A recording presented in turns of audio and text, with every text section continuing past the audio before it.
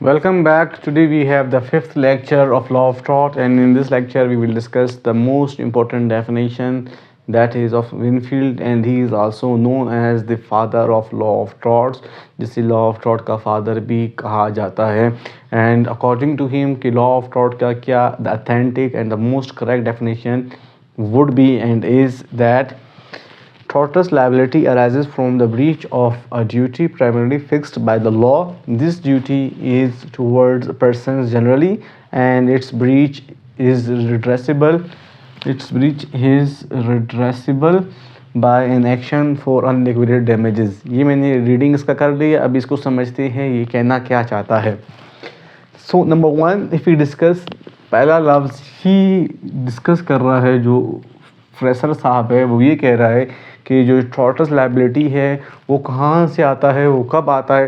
टॉर्टस liability से मुराद कि जब कभी भी टॉर्ट का एक्शन हो, टॉर्ट कमिट हो, तो वो किस सूरतों में टॉर्ट आता है ये डिस्कस करता है. तो अकॉर्डिंग टू हिम वो ये कहता है कि tortious liability arises from breach of duty. Tortious liability होता है वो कब आ जाता है, अराइजेस मीन्स पैदा होना या वजूद में आना. वो कब वजूद में आता है, जब कभी भी कोई ब्रीच हो. ब्रीच मीन्स मुदाखलत हो, रुकावट हो, छूटना हो. किसका मुदाखलत हो? ड्यूटी का.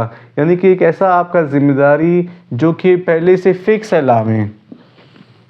कौन सा ड्यूटी? वो ड्यूटी जो कि पहले से फिक्स है लॉ में, जब वही टूट जाता है आपका ड्यूटी. सपोज हो कि हमारे यहाँ पे हम लोग सारे सिटीजन्स हैं and we are living in a state, and when we are living in a state, so there are some rules and regulations which we are supposed to follow, and these rules are fixed by the law, and if anybody who does not follow them, so then he has to bear the punishments. So जो punishments होते हैं उस cases में fresher ये कहता है कि tortious liability तब आता है जब आपका जो ड्यूटीज़ है जो कि लॉ में फिक्स है, आप उसी को ब्रेक करते हो. किस तरह ब्रेक करते हो? This duty is towards persons generally. और ये जो आपका ड्यूटी है वो किस तरीके से होता है? वो सारे पर्सन से एक ही जैसा होता है. यानी कि हमारे यहाँ पे दो अक़साम की ड्यूटी होते हैं. एक होता है आपका ड्यूटी जहाँ पे आप एक शख्स के साथ एक स्पेशल सा मुआहदा करते हो कि मैं ये काम करूँगा, अगरचे मैंने ये नहीं किया तो आप मुझे इतना जुर्माना कर दो. तो ये एक ही शख्स के साथ आपने एग्रीमेंट किया या कॉन्ट्रैक्ट किया या आपने मुआहदा किया.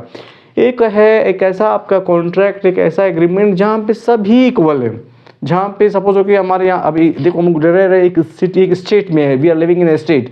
सो when we are living in a state, so इस सूरत में हमारे जो राइट्स है सब इक्वल है.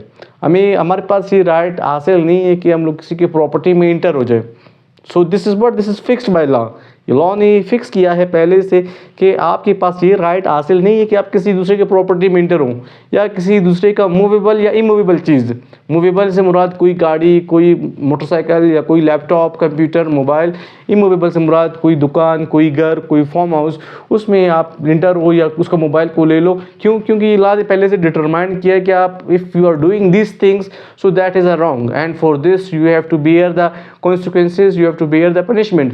तो फ्रेशर भी यही कह रहा है कि जो ड्यूटी है वो पहले से फिक्स है लॉ में, और ये ड्यूटी क्या है? ये सारे लोगों पर एक ही जैसा है, persons generally, and its breach is redressable by an action for unliquidated damages.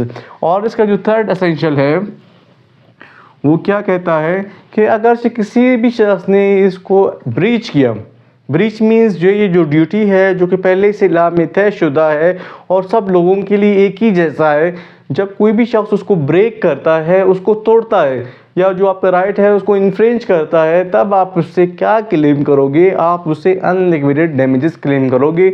और मैंने अनलिक्विडेटेड डैमेजेस को पार्ट 3 में डिस्कस किया है कि अनलिक्विडेटेड डैमेजेस क्या होते हैं. बस यहाँ पे सिर्फ आपको एक छोटा सा रिव्यू दे दूँ. अनलिक्विडेटेड डैमेजेस वो अमाउंट ऑफ मनी होता है जो कि कोर्ट खुद ही डिटरमाइन करता है. तो ऐसे सूरत में हम लोग कहेंगे कि टॉर्ट हुआ है, इसको हम लोग कहते हैं tort. So hope you have understood. Thank you. Stay blessed. Good bye.